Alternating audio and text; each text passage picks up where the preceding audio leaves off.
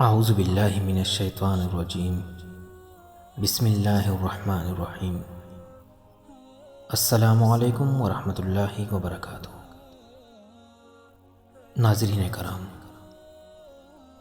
آج ہم ایک ایسے موضوع پر گفتگو کرنے جا رہے ہیں جو انسانی تاریخ، عقیدے اور انجام سے گہرا تعلق رکھتا ہے۔ یہ موضوع ہے شرک سب سے بڑا ظلم ہے۔ اللہ تعالیٰ نے اس کائنات کو پیدا فرمایا، انسان کو عقل و شعور عطا کیا اور اسے صرف ایک ہستی کی عبادت کا حکم دیا، اللہ وحدہ لا شریک۔ قرآن مجید میں اللہ رب العزت فرماتے ہیں، سورہ لقمان آیت نمبر 13، ان الشرک لظلم عظیم، بے شک شرک بہت بڑا ظلم ہے۔ یہ آیت ہمیں واضح طور پر بتاتی ہے کہ شرک محض ایک عقیدے کی غلطی نہیں بلکہ ایک عظیم ناانصافی ہے۔ اب اپنی سوال کی طرف واپس پلٹتے ہیں کہ شرک ظلم کیوں ہے؟ تو جواب یہ ہے کہ اللہ کے حق پر ڈاکہ ہے۔ یہ خالق اور مخلوق کو برابر کرنے کی کوشش ہے۔ یہ انسان کو گمراہی، خوف اور ذہنی غلامی میں مبتلا کر دیتا ہے۔ اللہ وہ ذات ہے جس نے ہمیں زندگی دی، رزق دیا، آنکھیں، کان اور دل عطا کیے۔ پھر کیا یہ انصاف ہے کہ ہم عبادت کسی اور کے لیے کریں؟ بخاری اور مسلم کی حدیث ہے، نبی کریم صلی اللہ علیہ وسلم سے پوچھا گیا، سب سے بڑا گناہ کون سا ہے؟ آپ صلی اللہ علیہ وسلم نے فرمایا، ان تدعو للہ ندا وہو خلقک، یہ کہ تو اللہ کے ساتھ کسی اور کو شریک ٹھہرائے حالانکہ اللہ نے ہی تمہیں پیدا کیا۔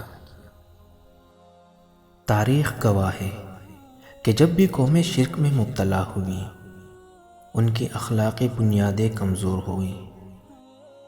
وہ وہم پرستی، تعویذ، جھوٹے سہاروں میں الجھ گئی اور بالآخر ذلت و زوال ان کا مقدر بنا۔ قوم نوح، قوم عاد، قوم ثمود، سب کی تباہی کی جڑ میں شرک موجود تھا۔ آج شرک صرف بتوں تک محدود نہیں رہا۔ کسی انسان کو غیبدان سمجھنا، طاقت، دولت یا نظام کو اللہ پر ترجیح دینا، اولیاء یا پیروں سے وہ امیدیں باندھنا جو صرف اللہ سے ہونی چاہیے، یہ سب شرک کی جدید شکلیں ہیں جو بظاہر آسان مگر انجام کے لحاظ سے نہایت خطرناک ہے۔ قرآن ہمیں خبردار کرتا ہے کہ شرک ایسا گناہ ہے جسے توبے کے بغیر معاف نہیں کیا جائے گا۔ یہ انسان کے تمام اعمال کو ضائع کر دیتا ہے۔ سورۃ الغاشیہ آیت 3 اور 4 میں فرمایا، حاملۃ ناصبہ تصلی نارا حامیہ، محنت کرتے ہوئے تکے ہوئے ہوں گے، دہکتی ہوئی آگ میں جائیں گے۔ لیکن اللہ کی رحمت کا دروازہ آج بھی کھلا ہے۔ شرط صرف یہ ہے کہ انسان سچے دل سے توبہ کرے اور توحید کو اختیار کرے۔ ناظرین کرام، شرک اللہ کے ساتھ نہیں، انسان خود اپنے ساتھ ظلم کرتا ہے۔ آئیے اپنے عقیدے کو خالص کرے، اپنی عبادت کو صرف اللہ کے لیے مخصوص کرے اور اس پیغام توحید کو دوسروں تک پہنچائے، کیونکہ نجات صرف اسی میں ہے کہ ہم کہیں اللہ کے سوا کوئی معبود نہیں۔